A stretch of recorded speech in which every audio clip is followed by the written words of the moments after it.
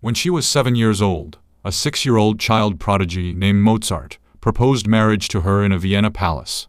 At 14, she married the heir to the throne of France. At 38, the people of France cut her head off in a public square. Mozart had died 2 years earlier. She was born on November 2, 1755, in the Hofburg Palace in Vienna. Her mother was Maria Theresa, the most powerful woman in Europe. She was the 15th and last child.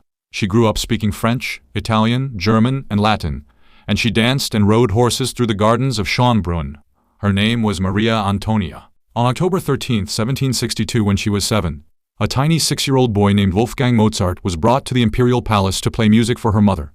After his concert, he climbed into the empress's lap.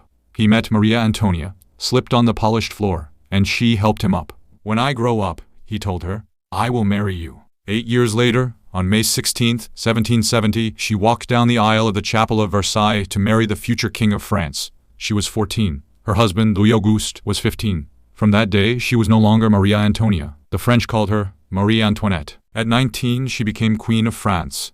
The French people, struggling with bread and bankruptcy, watched her build a fairy tale farm at Versailles and nicknamed her Madame Deficit. Whatever she wore, the country wore. Whatever she spent, the country resented. She never said, "Let them eat cake." That phrase was already old when she was born. But the people did not know. On July 14, 1789, the people of Paris stormed the Bastille.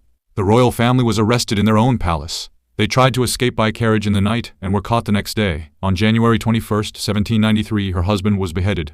Her hair, the records say, turned completely white in a single night. 9 months later, the new republic put her on trial for treason. She was 37 years old.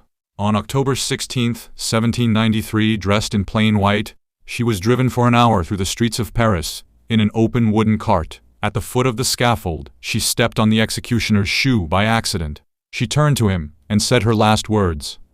"Pardon me, monsieur. I did not mean to." It was 12:15 in the afternoon. She was 38. The little girl in the palace, who had once been promised marriage by a small boy at a piano, left only one thing the world remembered: a single sentence of apology to the man who killed her. Follow for more Untold stories.